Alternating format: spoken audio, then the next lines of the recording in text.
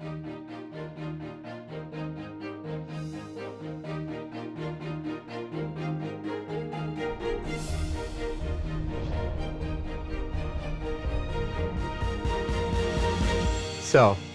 we've been through a lot of different subjects on geology and how geology relates to the world around you.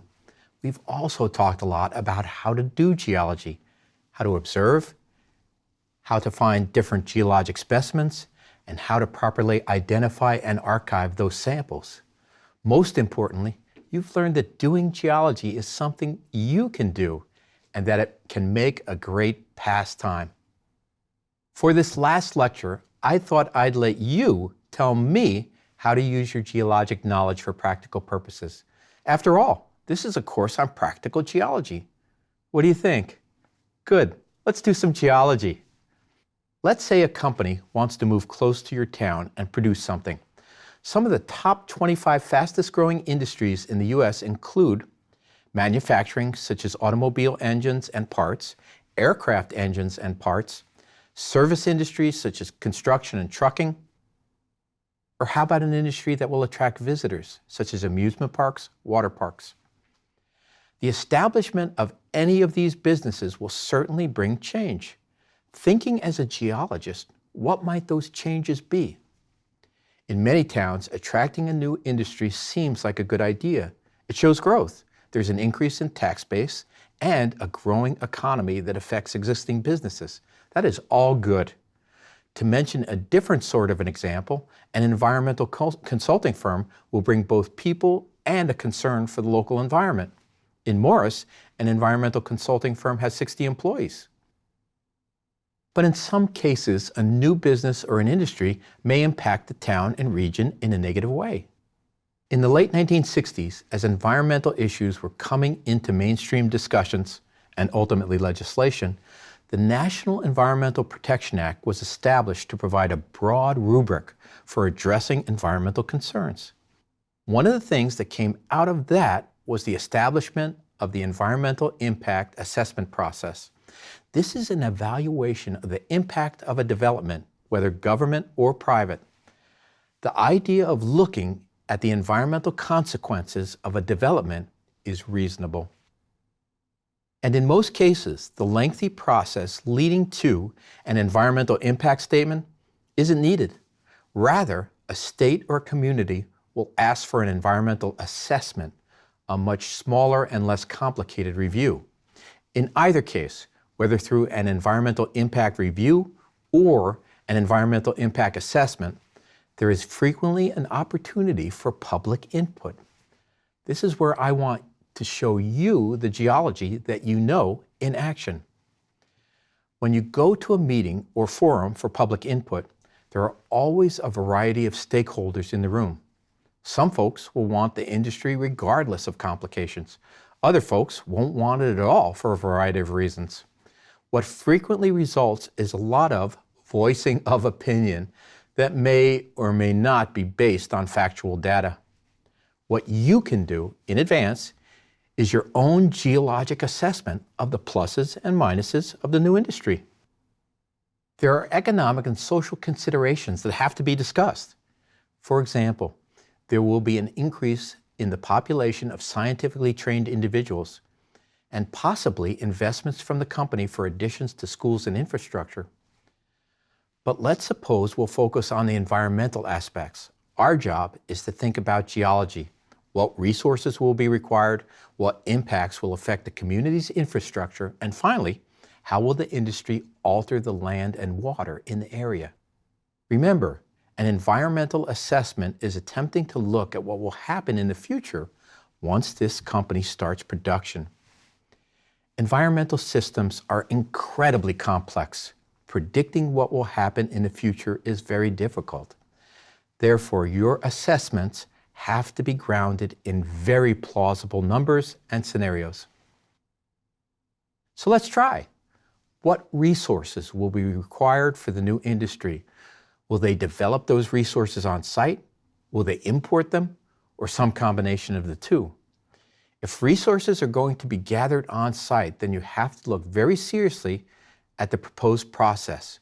A mining operation of any kind requires careful oversight and long-term rehabilitation issues.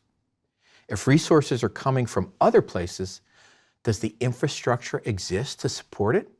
Roads will be used more frequently by larger vehicles that are driven by individuals that are not closely tied to the community. That's code for driving fast. Do you need to modify the transportation infrastructure beforehand, or can upgrades and improvements occur once the industry starts to grow? How about water and air? Will the industry have to develop its own water supply? If that's the case, you should do calculations on how much water the company will use. Most cities have projections for changes in water use to be expected from population increase. But industries use varying amounts of water. You can find estimates just by looking around online. Of course, agriculture and energy use a lot of water, but textiles and garments use a huge amount as well. It takes 2,900 gallons of water to make a pair of jeans. The beverage industry uses close to 300 gallons of water to produce a 2-liter bottle of soda pop. The automotive industry uses about 39,000 gallons of water to make a car. Pet food is always a surprise to me. It takes 200 gallons of water to make $1 worth of pet food. The point is, estimating the amount of water the industry will require will help you predict the impact that industry will have on the aquifers in your area. Find out if you have a confined or unconfined aquifer. You just ask your local water company. If your region is using an unconfined aquifer system, once pumping starts, there may be significant drawdown of the water levels. The result will be that individual houses surrounding the industrial site might have their wells go dry. A quick and dirty estimate of drawdown might help all interested parties come to an arrangement, such as the company providing water to individuals that will be impacted before wells start to go dry. A related problem is wastewater, which often involves a water table mound. Will the industry be ponding its wastewater? It certainly will have a retention pond to handle runoff from the complex footprint. There will be paved tarmac where there used to be land. Rain will pick up pollutants on parking lots and roofs, so it needs to be retained before it infiltrates into the groundwater. A large pond of any sort will change groundwater flow characteristics. Ponds will recharge the groundwater system. A nearby household, which was once upflow from the company's property, may now start to receive flow from the retention pond. Again, a quick look at water table records will help you understand what's going on. Just as with our discussion of finding minerals or looking at geology, homework will help understand issues that can arise with the type of industry that is coming to town. If you do that homework and apply the geologic knowledge that you have, I think your community will appreciate your input. Who knows? You may make a positive impact on the future plans of your community. That's a really good thing. Another thing that geology allows you to do is to understand human history. For instance, roads.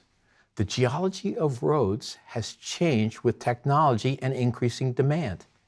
First roads came about 5,000 or 6,000 years ago. In England, the people who erected the sandstone and bluestones of Stonehenge also started building roads out of logs which have been dated using tree rings. In Mesopotamia, at about the same time, some of the oldest clay bricks were made and arranged like tiles on roads. The availability of bitumen enabled the builders to seal up and bind the bricks to keep them from crumbling. Stones were used to pave streets in the Middle East. Bricks were used in India. The Greeks not only used paved roads, but they included gutters. The Romans, in addition to using high-quality geologic materials, developed the idea of a roadbed, multiple layers of different materials to make the road durable. Ever since ancient Romans, there's a stratigraphy of road construction with different materials at different levels, which is why the term roadbed comes from the geologic term bedding. Roman roads consisted of recessed rock and gravel. that were covered with either more durable or more attractive surface layers. In 2020, a ground collapse near the Pantheon revealed an ancient Roman road paved with travertine slabs that were laid down 2,000 years ago. Romans also developed the use of cement, and to make it more durable, they would add volcanic ash to the mixture. The Romans at one time claimed over 50,000 miles of highways under their control. That is absolutely amazing. That's almost exactly the length of the U.S. interstate highway system. In addition, the U.S. also has another 175,000 miles of other major highways, plus another 2.5 million miles of other paved road. However, asphalt is a mixture of liquid petroleum and aggregate that differs from ancient Roman roads. Asphalt requires far more frequent maintenance, and it has much shorter lifespans, at most only a few decades, even if it's well maintained. UV rays from the sun cause the oily resin used to seal asphalt to evaporate, leading to frequent need to reseal the asphalt with more oily resin. For roads of the future, plans are in the works for self-repairing roads made of an asphalt containing steel fibers. Asphalt roads are already reheated to do superficial self-repairing, but running a magnet over the steel fibers embedded in the roads would enable rapid heating of the asphalt material, making it possible to repair deeper gaps, while also making it quicker and more economical to do regular maintenance before large cracks ever appear in the first place. Roads will be designed with local climate in mind. Materials that will reflect sunlight more, resist salt water and flooding more, maybe become climate-proof.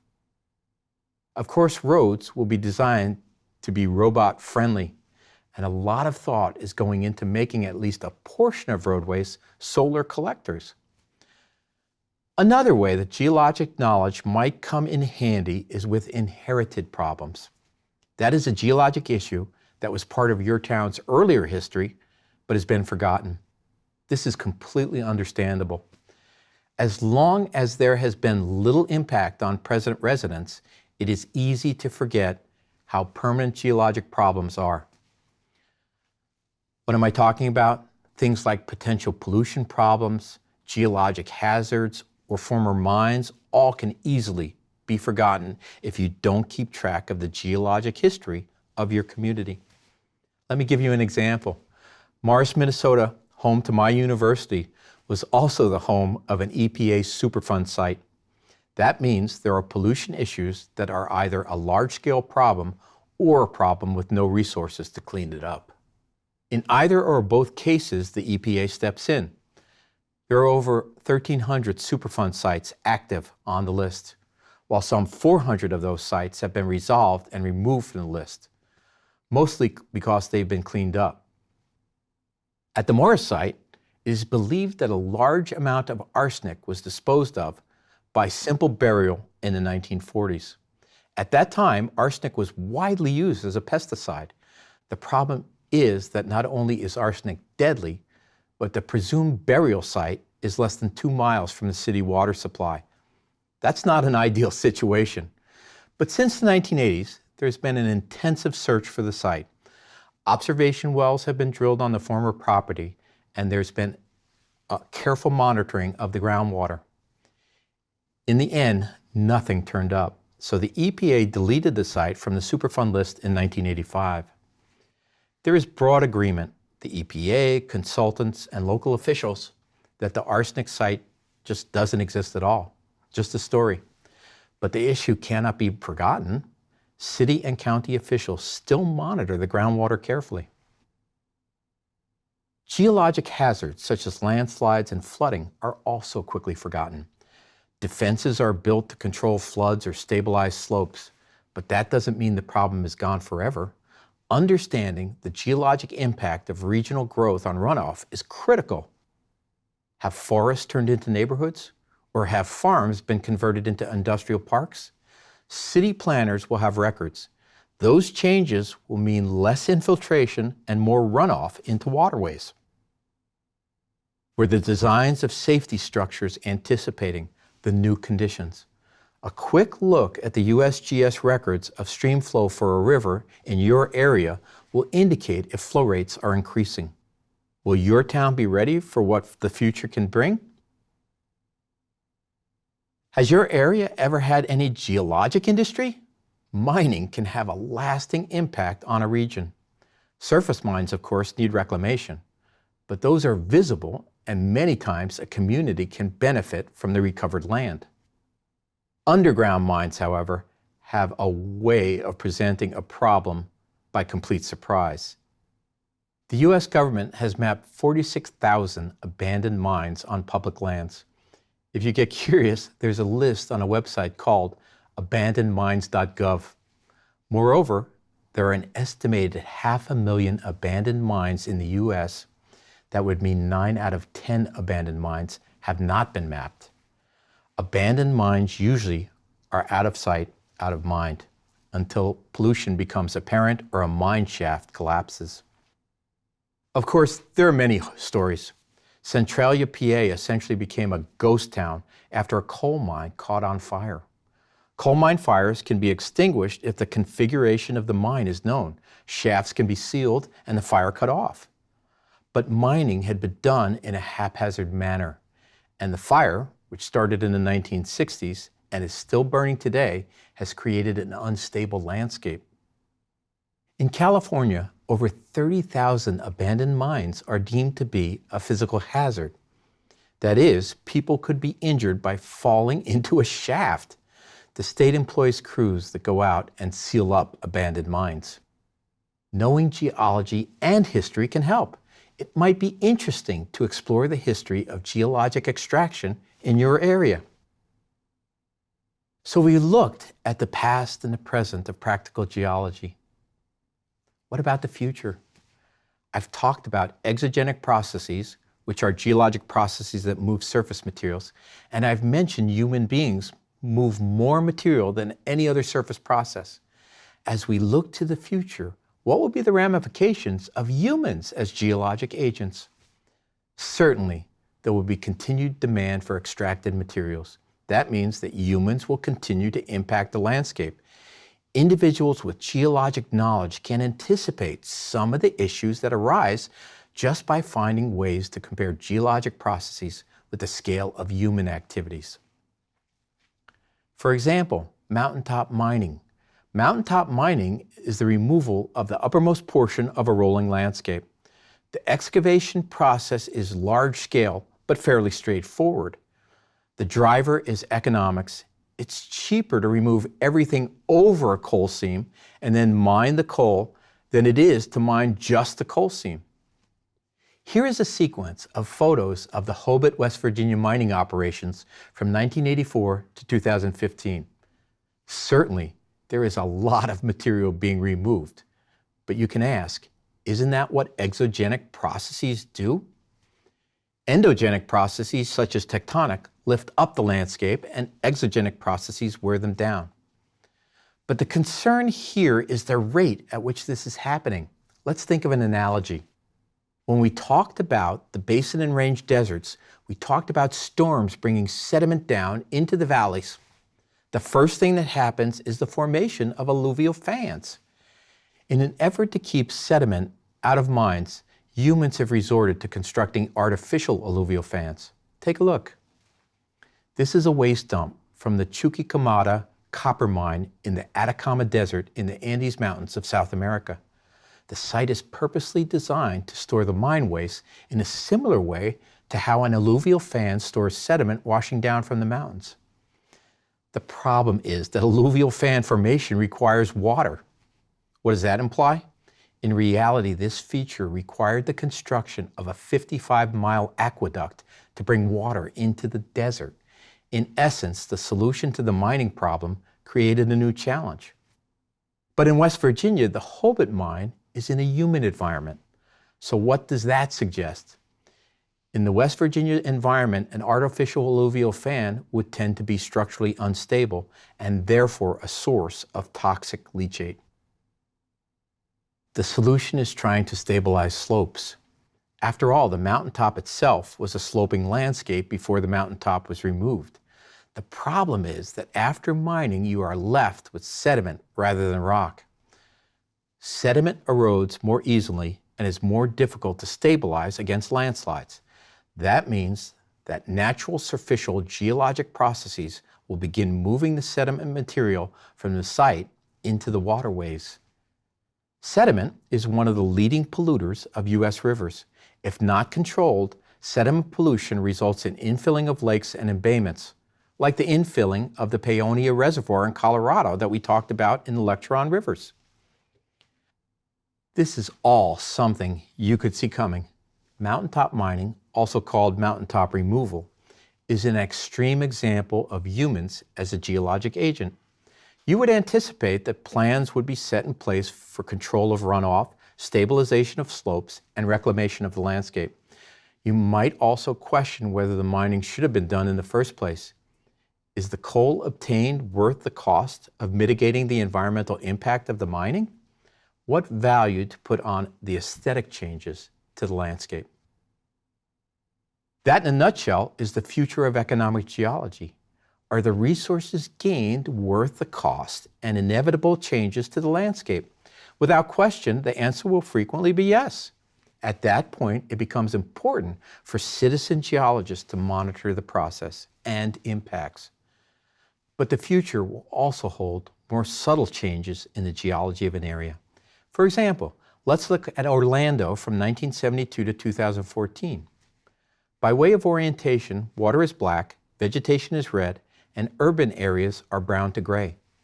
At the time that construction of Disney World began, the area was primarily swampland. To prepare for the park, engineers moved about 6 million cubic meters of earth and constructed a substantial drainage system. During the 42-year time span of the images, more parks were constructed, towns grew up, and roads were built, and swampland was lost. This certainly would have been a difficult project to turn down. Because water parks and amusement parks are among the fastest growing industries in the U.S., projects like this will continue to be proposed. In terms of environmental impacts, water will be in demand and waste production of all kinds will be increased. Energy use will create pollution issues, and the construction of parking lots and buildings will change runoff and infiltration patterns. Is the natural landscape critical to aquifer recharge or flood control? Town or city planners should have hydrologic maps that indicate recharge areas and drainage basins. Then, any modification or elimination of that landscape will have to be accommodated with artificial flood control and recharge structures. In the end, challenges will continue to arise. I'm not convinced that banning all extraction or development is the answer. Rather, careful planning, continuous monitoring, and proactive legislation has to be part of the geologic future.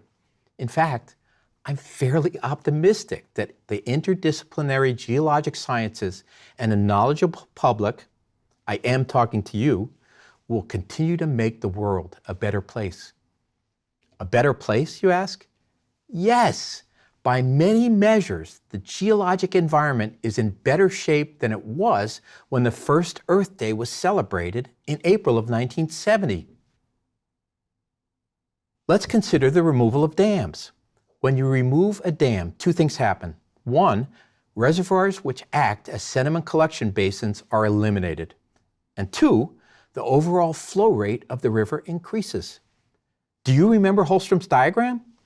Increased flow velocity will enable streams to pick up sediment and transport it out of the region. The result of this process include clearer rivers, more oxygen in the water, and changes in both the water and sediment chemistry. The habitat is improved as well. There are fewer algal blooms, better conditions for invertebrates, and better access to spawning grounds for fish. There's more. Dam removal can help with flood control, lessen bank erosion, and create safer waterways for humans. In coastal areas, dam removal can also prevent saltwater intrusion into the groundwater.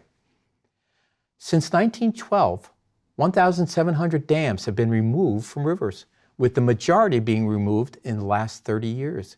In some cases, those dams dated back to the 1700s. Of course, you don't want to just shift problems downstream. Dam removal has to be a coordinated effort.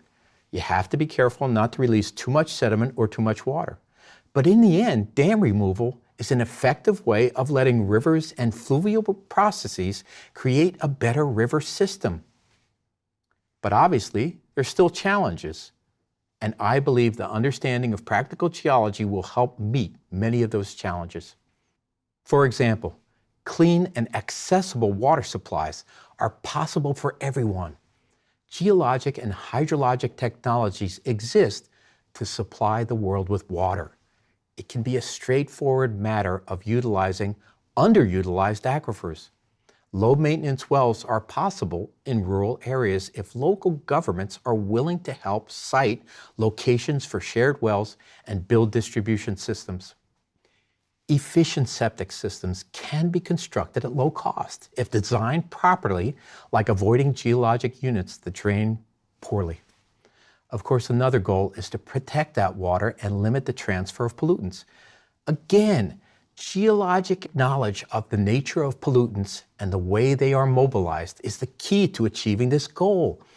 Intercepting pollutants before they reach the world's oceans or the groundwater is what geologists have done and will continue to do. Protecting vulnerable communities from geologic hazards has long been a goal of geologists in both the private and public sector. Better monitoring, increased research, and a greater understanding of geologic processes will make our world safer. The monitoring of geologic hazards is an incredibly interesting subject, deserving its own course. Great strides have been made in predicting events like earthquakes, floods, landslides, and volcanoes. Of course, a goal is sustainable resources. Both energy resources and materials will continue to be a mainstay of the geologist and the geologically concerned public. Resource extraction will continue, but will have to be done in a way that is both sustainable and non-polluting. This is a challenge that I believe can be met. As we look to the future in general, practical geology will become even more important. Climate change will result in faster pace of changes to the landscape. Snow and ice-covered lands will be uncovered. Coastlines will be submerged. On a local level, the Earth is always providing challenges and opportunities for the weekend geologist and the professional geologist alike. As always, we must prepare for the geologic hazards and monitor resources. But there will also be more opportunities to read the rocks. The surface of the planet is dynamic, and it will remain so. Both natural and human processes of erosion will expose more fossils, more minerals, more geology, and who knows, maybe a golden nugget or two. Keep an eye out, see what the rocks are telling you, and keep safe. Use the geology that you know, and there's no end to what you can learn.